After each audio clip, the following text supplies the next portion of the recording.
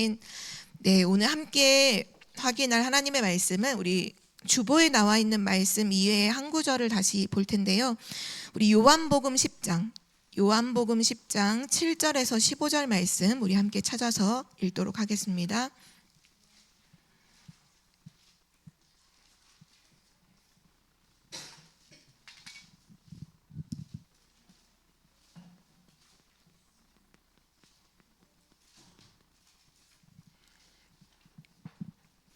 요한복음 10장 7절에서 우리 15절 말씀을 우리 한 절씩 교독하시겠습니다.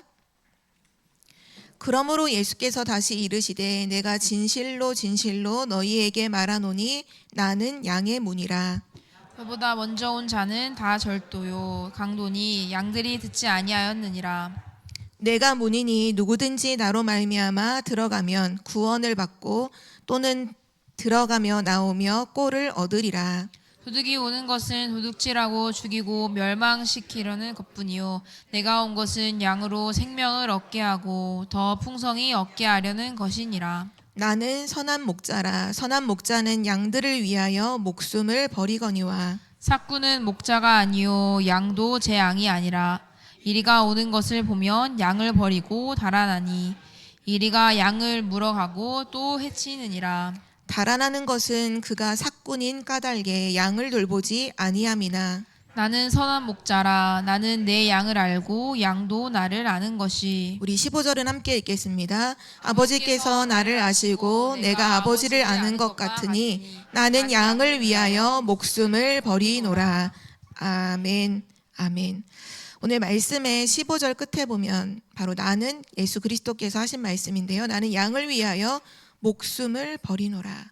바로 그리스도의 생명을 우리에게 주신 것이죠. 오늘 말씀의 제목은 새로운 생명입니다.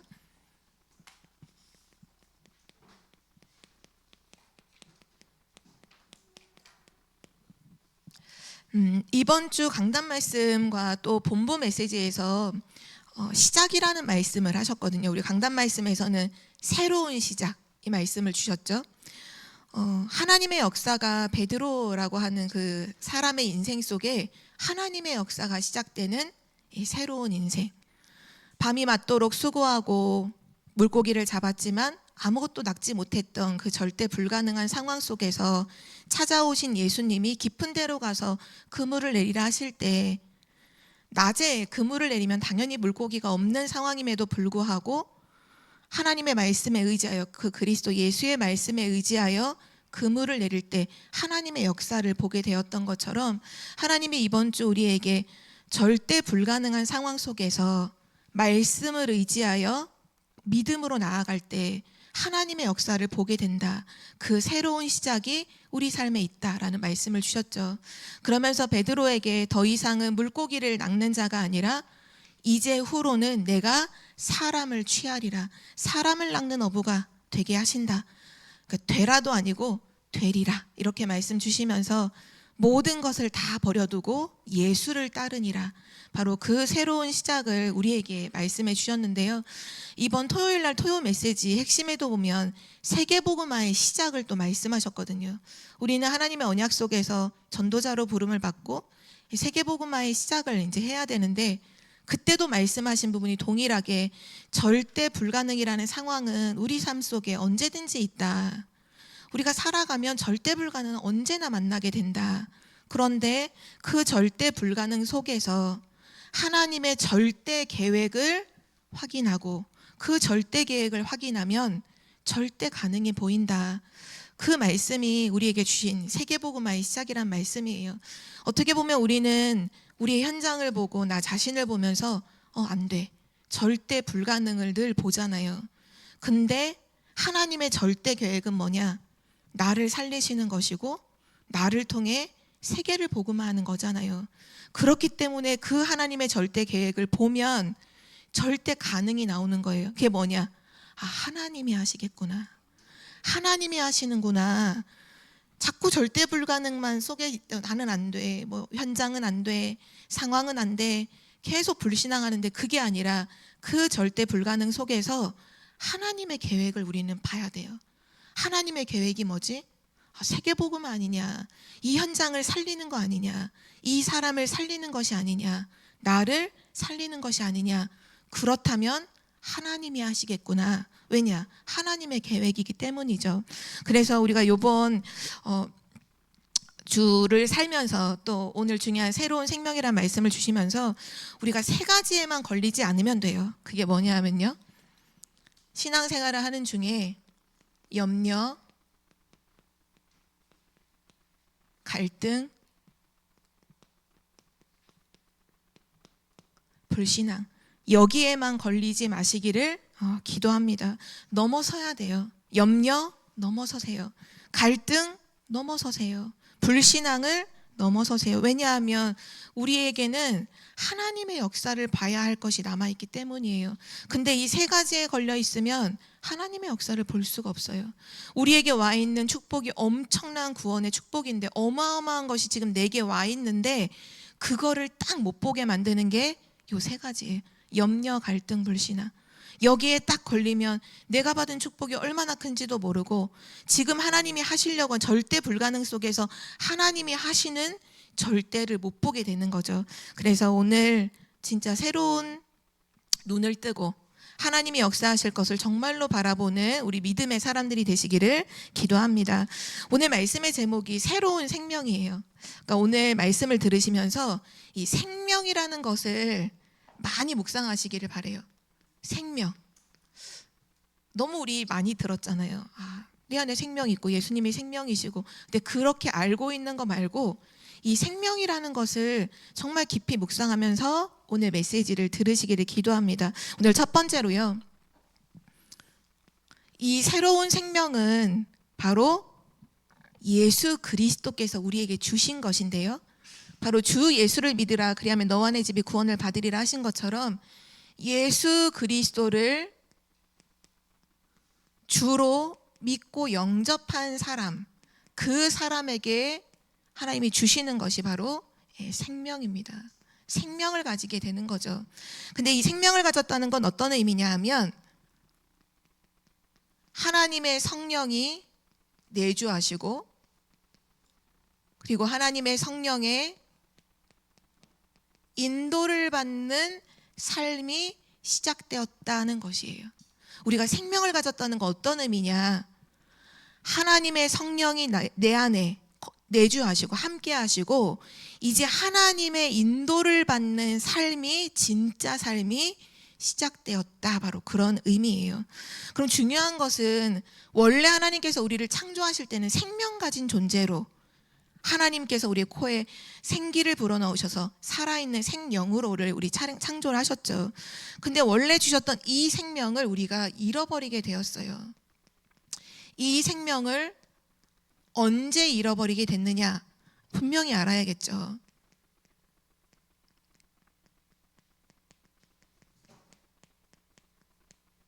다른 것이 아니라 성경 말씀에 나와 있는 대로 창세기 3장 1절에서 10절 말씀처럼 하나님을 떠난 그때로부터, 창세기 3장에 일어난 그 사건으로 말미암아 하나님을 떠난 그것으로부터 우리의 생명은 잃어버리게 되었어요.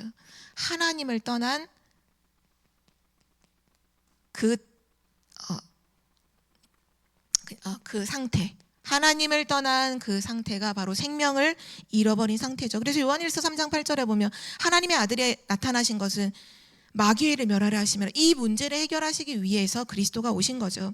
그런데 많은 사람들이 이 생명을 잃고 난 이후에 태어나서 살아가는데, 생명이 없이 태어났기 때문에 사람들은 살아는 가지만 실제로는 어떤 것과 같으냐, 점점 죽어가는 삶이랑 똑같은 거예요. 왜냐? 생명이 없거든요. 태어나면서부터 하나님을 떠나 있는 상태로 태어났기 때문에 사람들은 많은 노력을 하고 여러 가지를 하지만 실제로는 점점 죽어가는 것이죠. 이 생명을 얻으려고 사람들은 본능적으로 이걸 얻기 위해서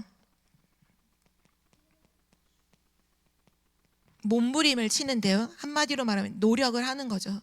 이 생명을 얻기 위해서 사람들이 노력을 하는데, 그 노력이 한마디로 말하면 전부 다 헛수고입니다. 헛수고. 이번 주 강단 말씀에 베드로가 밤새도록 물고기를 잡으려고 수고했지만 얻은 것이 없었던 빈털터리 인생이었던 것처럼 하나님을 떠난 인간은 수없이 노력하지만 얻는 게 없어요. 이유는 하나예요. 죽은 자의 노력은 의미가 없잖아요. 생명이 없다는 건 다시 말하면 죽었다는 거거든요. 죽어 있는 사람이 노력하면 이루는 게 있나요? 아무것도 없는 거예요. 노력을 하면 할수록 더 허무한 인생, 열심히 하면 할수록 더 공허한 인생, 그것이 생명 없는 자의 모습이죠. 그러나 사람들은 그걸 모르고 계속 노력을 해요. 세상에서, 학교에서도 노력하라고 얘기하잖아요. 그래서 많은 사람들이 찾는 노력이 뭐냐 하면 종교 생활을 하죠. 종교 생활의 핵심은 열심이잖아요. 무조건 열심히 하는. 또 가르쳐주지 않아도 시대를 초월해서 모든 사람들이, 나라 사람들이 하는 바로 우상숭배, 사람들이 본능적으로 하는 노력입니다. 또 성경에서 말씀하는 것처럼 더러운 옷과 같은, 아무리 착하게 살려고 해도, 선행을 하고 올바르게 살려고 해도 올바르게 사라지지 않죠. 또 세상의 지혜, 세상의 지식, 세상의 이치를 따지는 철학으로, 과학으로 사람들이 생명을 얻고자 하지만 그 끝은 허무요, 아무것도 남는 것이 없습니다. 그래서 하나님께서 이 생명을 우리에게 주시려고 그리스도를 보내주신 건데요. 우리가 생명을 가졌다고 하지만 사실 실제적으로 많은 사람들이 이 생명을 못 누리고 살아요. 머리로는 그냥 나는 생명 가진 하나님 자녀라고 알지만 실제 삶에서 이 어마어마한 생명을 못 누려요. 지금 우리가 사는 게 그냥 내가 사는 게 아니라 예수가 그리스도이심을 믿는 하나님의 자녀는 새로운 생명을 가지고 살아가는 건데도 옛 모습과 다를 바 없이 살아가는 사람이 너무 많아요. 근데 하나님은 뭐라고 말씀하시냐? 예수 그리스도를 주로 영접한 자는 생명을 가진 자요, 그냥 생명이 아니라 새로운 생명, 예수 그리스도의 생명을 가진 자라고 말씀하고 계십니다. 그렇다면 이제 예수 그리스도의 생명을 가진 자는 성령이 내주하시는 인생을 사는데요. 그럼 정확하게 성령 내주가 무엇인지를 알아야겠죠.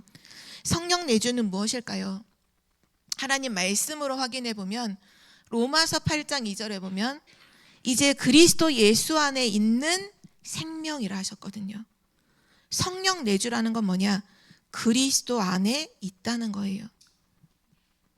더 정확하게 말하면 그리스도와 함께 있다는 거예요. 그리스도와 함께. 내가 혼자가 아니라 나는 옛날에 죄인인 나는 죽고, 창세기 3장에 문제 있던 나는 죽고, 내 안에 그리스도가 함께 하신다는 거예요. 영원히 함께 하신다는 것이 바로 성령 내주입니다.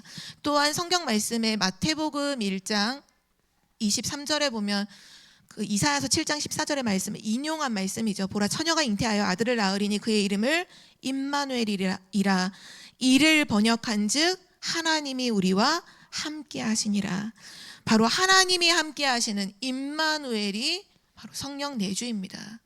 같은 의미죠. 그리스도가 함께 하시는 것, 하나님이 함께 하시는 것.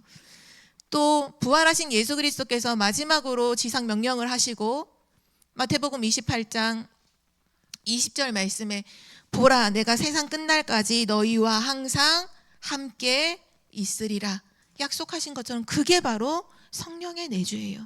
성령께서 내주하신다는 의미는 그리스도가 함께 하신다는 거고, 하나님이 함께 하신다는 거고, 그분이 영원토록 함께 하신다는 거고요. 한 가지를 더 확인해 보면 요한복음 14장 16절에서 17절에 보면 보혜사 성령을 너희에게 보내셔서, 하나님이 함께 하시는데 어떻게 함께 하시느냐? 성령으로 함께 하시겠다고 말씀하셨고, 그냥 함께 하시는 게 아니라 영원토록 함께 하시겠다고 약속해 주셨어요.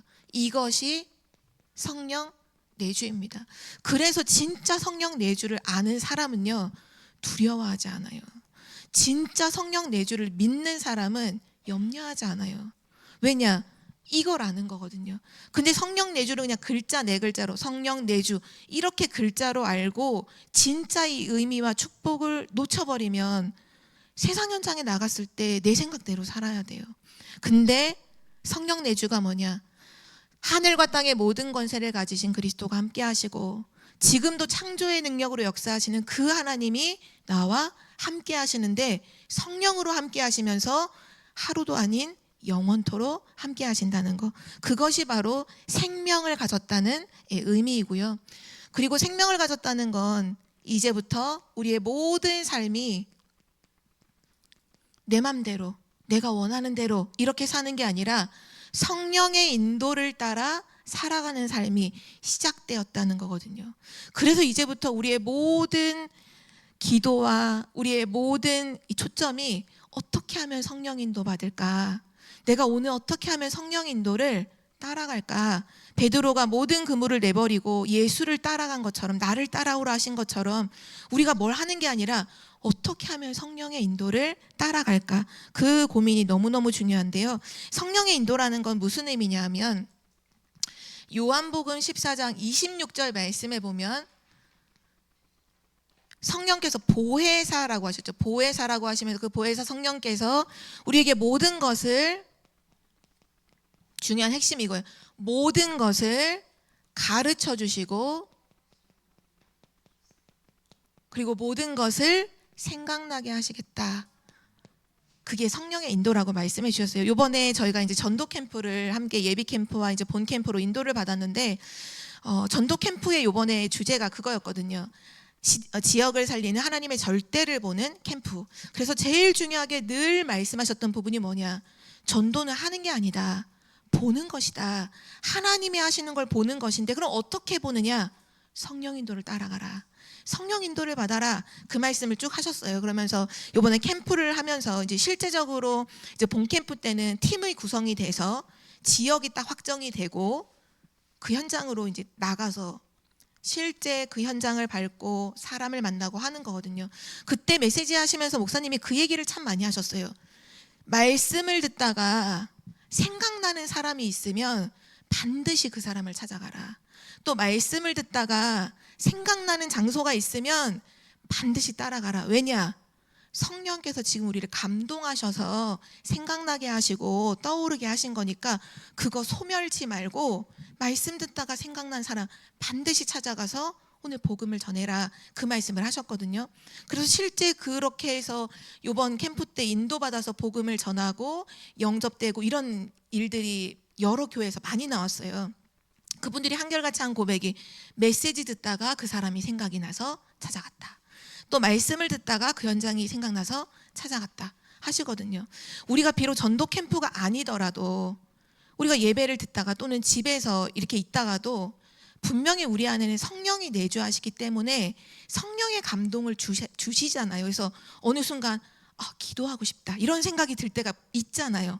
내가 하나님 말씀 묵상하고 싶다 이런 생각이 분명히 오거든요. 저도 그런 부분들을 주실 때가 많이 있어요. 근데 이게 바로 그때 감동을 주실 때 바로 기도 속으로 바로 묵상 속으로 들어가야 되는데 지금 뭘 하던 게 있어요. 또 지금 뭐 하려다가 눈앞에 보이는 뭐가 일이 잠깐 있어서 설거지하고, 어른들이 보면 설거지하고 해야지, 이거 빨래 개놓고 해야지, 또 뭐 어떤 학생 같은 경우는 요거만 끝내놓고 해야지. 딱 끝내놓고 보면 그 감동이 사라지고 없어요. 그러면 시간이 있는데 기도를 안 하게 되고 시간은 있지만 묵상은 안 하게 돼요. 되게 이게 신기한 게 성령께서 분명히 우리를 인도하고 계신다는 사실이에요. 우리에게 감동을 주시고 생각나게도 하시고 깨닫게도 하시고 또 중요한 사람을 만났을 때 준비한 말씀이 없는데도 불구하고 딱 메시지가 떠올라서 그 말씀을 전달했는데 그날 그 메시지가 그 사람에게 완전히 답이 되는 경우들 저도 정말 많았거든요. 예를 들면 강단 말씀을 묵상하고 누리고 있어요. 전화가 와요. 그러면 뭐 대학교 때 같이 뭐 동창이나 같이 신앙생활했던 다른 지역에 살고 있는 사람이 전화로 와서 문제를 얘기해요. 막 고민을 얘기해요. 그럼 지금 붙잡고 있는 거 말해주는데 완전히 답이 되는 경우들, 이게 사람이 하는 게 아니라 성령께서 우리를 인도해 가신다는 그 영적인 사실이잖아요. 그 성경에 말씀해 주셔서 모든 것을 우리가 가르쳐 주시겠다. 그리고 모든 것을 생각나게 하시겠다. 그러니까 우리가 모든 삶에서 어떻게 성령의 인도를 받을까? 성령의 그 역사를 소멸하지 말고 따라가는 게 너무 중요하죠. 이 성령의 인도라는 건 또 다른 말로 하면 하나님의 통치를 받는 걸 의미하는데요.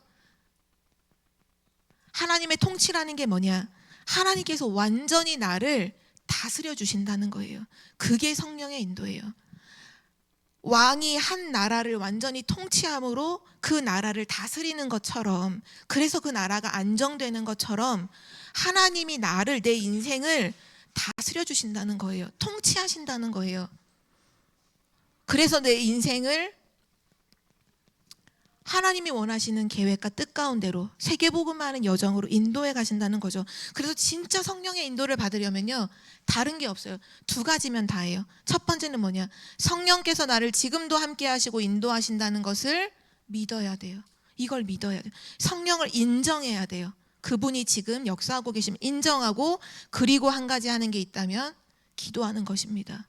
믿고 기도하는 거예요. 그래서 전도자 바울이 중요한 전도 현장을 가기 전에 성경의 사도행전에 나오는 모든 기록이 다 기도하다가 기도하는 곳에 가다가, 기도할 것이 있는 곳에 하여 가다가, 그러다가 다 중요한 만남을 가지고 현장을 보게 되고 사람을 살리게 되었죠.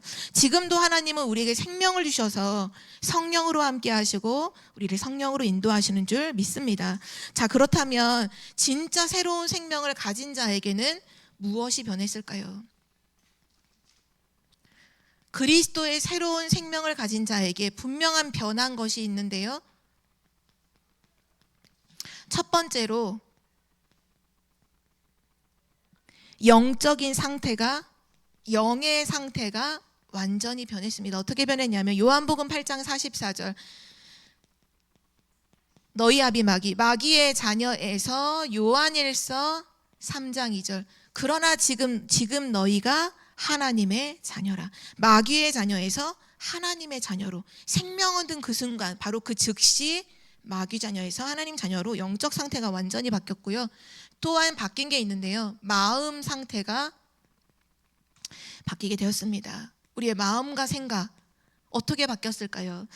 로마서 6장 17절에 보면 모든 사람이 사실 하나님 떠나 있을 때에는 뭐에 순종하며 따라가냐? 죄의 종으로 따라가요. 난 안 그러고 싶지만 내 마음이 늘 죄를 쫓아가요. 거기에서 늘 갈등과 문제가 오잖아요. 죄의 종에서 로마서 6장 22절 말씀에 우리를 하나님의 종으로, 다시 말하면 의의 종으로, 우리의 마음의 상태가 완전히 달라졌어요. 그래서 이전에는 죄를 즐기고 죄를 따라갔지만 이제는 하나님의 뜻이 뭘까? 하나님이 기뻐하시는 게 뭘까? 하나님이 원하시는 것이 뭘까? 자꾸 그런 마음을 우리에게 주시잖아요. 그것이 변화되어진 거예요. 그리고 마음과 영혼뿐만 아니라 육신 상태도, 실제 우리의 삶의 상태도 바뀌게 되었는데요. 에베소서 2장 2절에 보면 그때 너희가 공중의 권세 잡은 자를 따랐다 이렇게 말씀하잖아요. 세상 풍조를 따르고 세상의 흐름 속에서 공중 권세 잡은 자를, 마귀의 인도를 받았던 우리였는데 이제 그게 아니라 갈라디아서 5장 18절 말씀에 이제는 성령의 인도를 받는 우리의 생활, 우리의 삶이 되었어요. 이것이 새 생명을 가진 자에게 변화된 것입니다. 근데 중요한 것은 두 번째인데요. 그럼 이 생명이 어떻게 우리에게 주어졌는지, 이 부분이 너무너무 중요합니다. 이번 캠프 때 하나님의 이제 절대를 보는 이 응답 속에 오늘 기도하셨던 권사님의 가정에 일어난 역사도 진짜 하나님이 하셨다는 부분이 보여지는데요. 병규 권사님이 많이 우셨어요. 정말 많이 우셨어요. 근데 그게 제가 이제 오늘 치유학교를 하면서 한빈이도 엄마가 운 걸 아는데 저한테 그런 얘기를 하더라고요. 엄마가 기뻐서 운 거래요. 이렇게 얘기를 하더라고요. 당연하죠. 평생 동안 우리 병규 권사님이 기도하셨던 그 엄마, 아버지가 사실 복음을 계속 거부하셨거든요. 근데 제가 알고 있는 이 작은 부분은 병규 권사님이 이제 공무원이 되신 지 오래 되셨잖아요. 근데 맨 처음 공무원 시험 막 준비하시고 그럴 때 같은 청년으로 이렇게 막 소통하고 하면서 그런 얘기 했었거든요. 이제 공무원 시험이 이제 한두 번 정도 이렇게 안 되는 그런 상황이 있었을 때 이제 부모님이 답답하시니까 어머니가 공무원 시험 합격만 하면 내가 교회 가겠다. 그때 아마 그렇게 했다고 병기 권사님이 저한테 얘기했던 걸 들었던 것 같아요. 근데 합격하는 순간이 왔잖아요. 그때 병기 권사님 어머니가 이제 교회 오시겠구나 했는데 마음이 싹 변하셨다고 하더라고요. 그러니까 이게 사람이 하는 게 아니잖아요. 그 얘기를 들어보니까 얼마 전까지도 복음 얘기하면 나한테 그런 쓸데없는 얘기하지 말라고 욕하고 막 그렇게 소리치고 거부하셨던 어머니가 요번 캠프에 함께 팀을 이뤄서 가게 됐는데, 특별히 이제 사건 캠프가 있었죠. 요번에 캠프하는 기간에 어머니가 이제 허리가 골절되는 일이 있으셔서 병원에 입원하셨는데 복음을 증거하시는데 정말 권사님의 표현이에요. 순한 양처럼 복음을 그대로 받아들이신다는 거예요. 그리고 그 영접 메시지를 또박또박 다 따라하셨다는 거예요. 너무 감사한 건 엄마뿐만 아니라 아버지까지도. 그래서 병규 권사님이 이게 믿어지지가 않아서 이때 하셨던 고백이 막 우시면서 하나님이 하셨다. 그 고백을 계속 하셨거든요. 다른 말이 없었어요. 하나님이 하셨다고, 하나님이 하셨다고. 우리가 이 생명을 얻는다고 하는 이게 우리가 노력을 해서 우리의 열심으로 어떤 사람이 막 방법을 써서 되는 게 아니잖아요. 이게 되는 게 아니거든요. 이 엄청난 새로운 생명이 우리에게 주어졌는데 우리는 자꾸 착각하기를 나라고 하는 기준을 통해서 넘어지고 흔들릴 때가 너무 많아요. 근데 오늘 이 메시지를 말씀으로 확인을 하시고는 영원히 흔들리지 않는 신앙생활이 되시기를 정말로 기도합니다. 이 생명이 어떻게 우리에게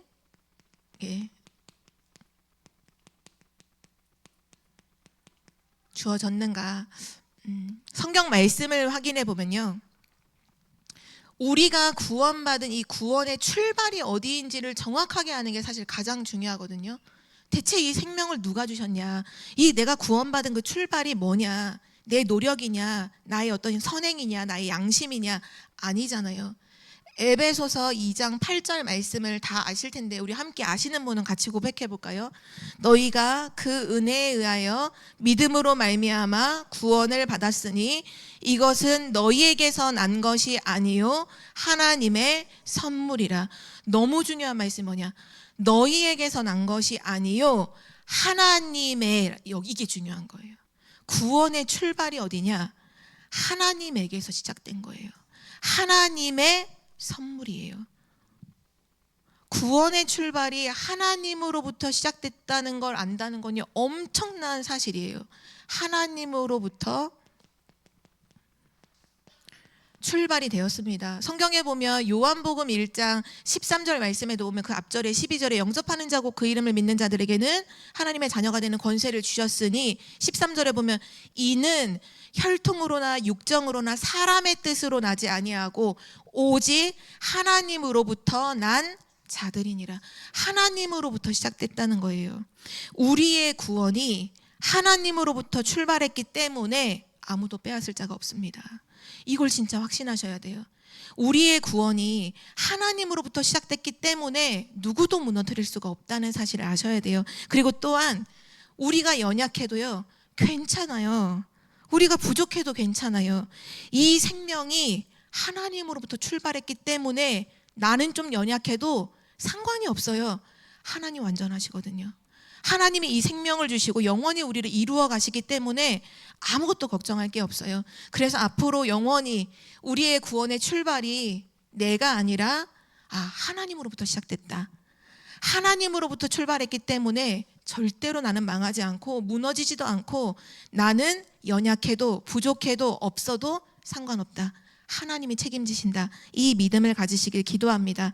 두 번째로 구원의 출발을 알았다면 우리 구원의 믿음을 알아야 되는데요. 우리가 믿는 믿음의 내용은 무엇일까요? 요한복음 3장 16절 말씀, 이것이 우리의 믿음의 내용인데요. 하나님이 세상을 이처럼 사랑하사 독생자를 주셨으니 이는 그를 믿는 자마다 멸망하지 않고 영생을 얻게 하려 하심이니라. 하나님께서 독생자 예수 그리스도를 이 땅에 보내주셔서 우리의 믿음이 뭐냐? 예수 그리스도를 하나님이 보내주시는데 그 시작이 뭐냐? 하나님의 사랑으로부터 시작된 예수 그리스도를 보내주셔서 그 예수 그리스도로 말미암아 영생을 얻게 하는 것이죠.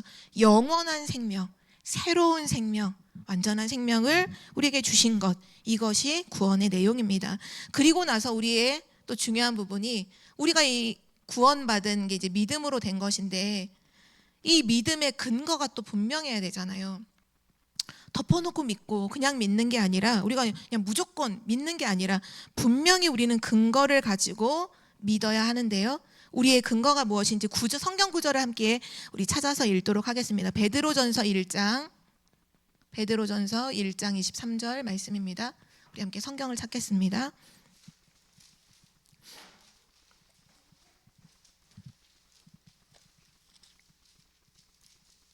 베드로전서 1장 23절 말씀,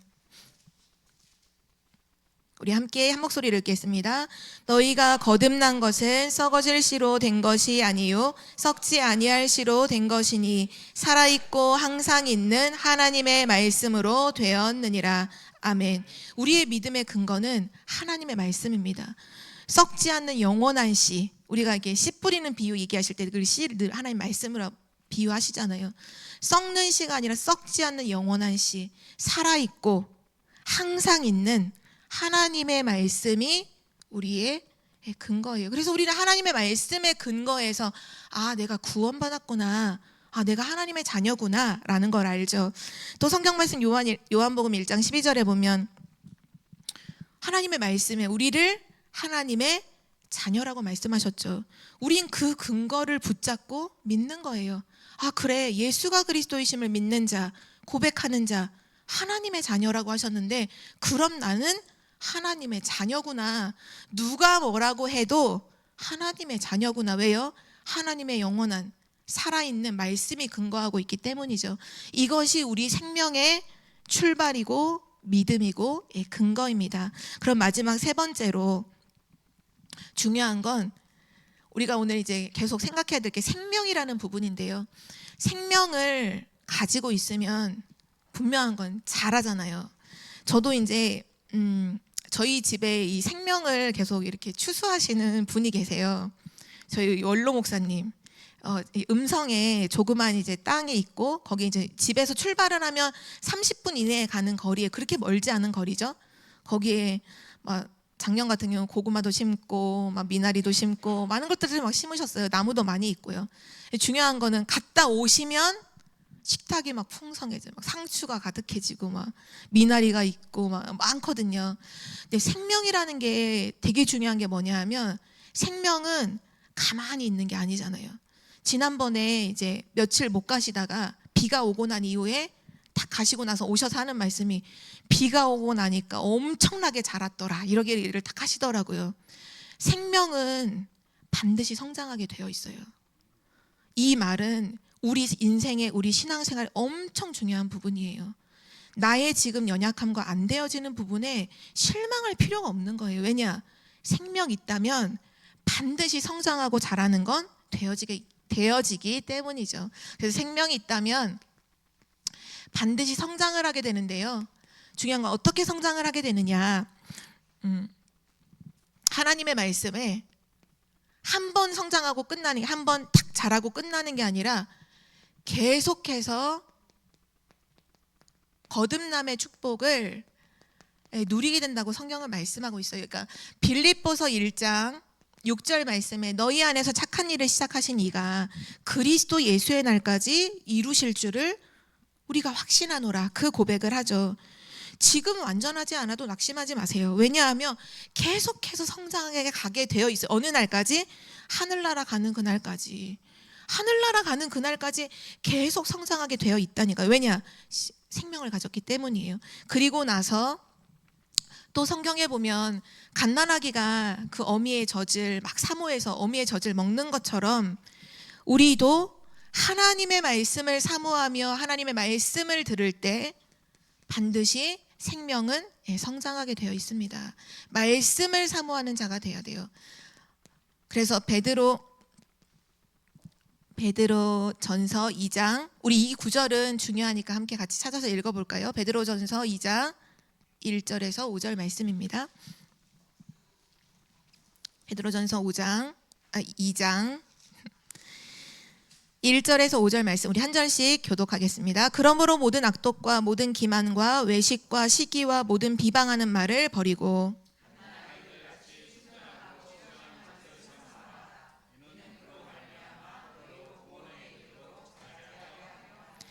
너희가 주의 인자하심을 맛보았으면 그리하라.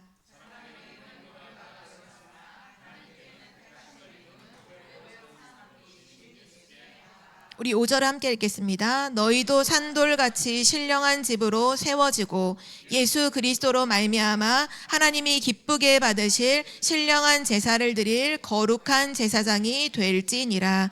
아멘. 하나님의 말씀을 사모하는 자가 신령한 집으로 세워져 나가고 하나님의 거룩한 제사장으로 세워주신다. 그건 우리가 하는 게 아니라 하나님의 말씀을 들으면 들을수록 하나님이 우리를 반드시 세워주시고요. 결국 우리의 성장은 어디까지 가야 되느냐 했을 때 성경에 보면 장성한 자가 어린아이가 아니라 장성한 자가 되라 하셨죠. 히브리서 5장 14절 말씀에 보면 이 장성한 자는 어떤 자냐, 단단한 음식을 먹을 수 있는 자예요. 어린아이는 젖만 먹잖아요. 이유가 뭐냐면 소화를 시킬 수가 없어요. 단단한 음식, 딱딱한 음식을 씹을 수도 없고 소화력도 없어요. 그러나 장성한 자는 씹을 수도 있고 소화도 할 수 있죠. 이게 무슨 말이냐, 어떤 문제에 어려움이 와도 다 넘어설 수 있다는 거예요. 장성한 자가 되면. 어린아이일 때는 문제가 오면 낙심하고 또 어려움이 오면 흔들리고 사람만을 들으면 또 시험 들고 이렇게 하게 되지만 계속해서 생명을 가지고 있기 때문에 내 안에 계신 그리스도께서 성령으로 역사하셔서 계속 나를 변화시켜 가시는 가운데 이제 문제도 넘어서게 되고, 옛날에는 이 문제 왔을 때 넘어졌는데 이제는 이 문제에 넘어서게 되고, 이런 사람을 만나도 수용하게 되고 초월하게 되고 장성한 자가 되게 되고요. 그리고 결국 마지막 하나님께서 우리를 어디까지 성장케 하시느냐 하면 우리를 증인되게 하시겠다고 약속해 주셨습니다. 사도행전 1장 8절 말씀이죠. 땅 끝까지 이 그리스도의 복음을 증거하는 증인으로 하나님은 우리를 반드시 세우실 줄 믿습니다. 이것이 바로 새로운 생명이에요.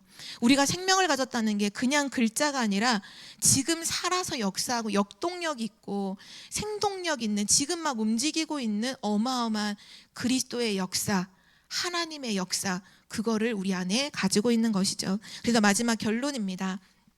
앞으로 우리 삶을 살아가면 서론에도 나왔지만 절대 불가능이라는 건 항상 오잖아요. 문제는 항상 오거든요. 근데 꼭 기억하실 건 뭐냐면 문제가 오거든 낙심하지 마시고 아, 하나님의 축복이 왔구나 이렇게 생각하셔야 돼요. 갈등이 오면 아, 왜 어려움이 왔을까 이게 생각하지 마시고 하나님이 무엇으로 역사하실까 기대하시면서 다르게 바라봐요. 이 새로운 생명을 가졌기 때문에 새로운 눈을 뜨고 바라봐야 돼요. 이제부터 우리에게 여러 가지 시험이 오거든 성경에도 말씀했지만 온전히 기뻐하라고 하셨잖아요. 왜냐하면 하나님의 축복이 그 속에 있기 때문이에요. 중요한 건 우리가 절대 불가능이라고 생각하는 바로 거기가 하나님이 역사하시는 자리입니다. 우리의 연약함은요 하나님의 능력으로 역사하시는 자리예요. 그래서 문제 오거나 갈등 오거나 시험 오면 당황하지 마시고 바로 하나님의 언약 딱 붙잡고 말씀에 딱 의지하여 기도하시면 돼요. 그럼 하나님께서 나를 치유해 가시기 시작하는데 가장 먼저 나의 무능부터 치유해 가세요. 아, 진짜 하나님의 능력이면 되는구나, 하나님의 능력으로 되어지는구나 알게 되는 거죠. 우리는 진짜 감사할 이유가 있는데요. 그 이유가 새로운 생명을 가진 자라는 거예요. 그 생명이 그리스도께로부터 말미암은 생명이거든요. 그리스도의 생명, 하나님의 생명을 우리에게 주셨으니 그 역사가 얼마나 크겠어요. 우리 청주복음교회 모든 성도님들이 이제부터는 진짜 새로운 눈을 뜨고 믿음의 눈을 뜨고 내 삶에 시작될 하나님의 역사와 성령의 인도를 기대하면서 이 생명을 누리는 증인 되시기를 기도합니다. 우리 함께 기도하고 마치겠습니다. 하나님 아버지 감사합니다. 우리에게 새로운 생명을 주신 하나님께 감사를 드립니다. 이 생명 안에서 날마다 하나님의 역사를 보게 하여 주옵소서. 이 그리스도의 생명 안에서 날마다 자라게 하시고 증인이 되게 하여 주옵소서. 감사드리며 예수 그리스도의 이름으로 기도드립니다. 아멘.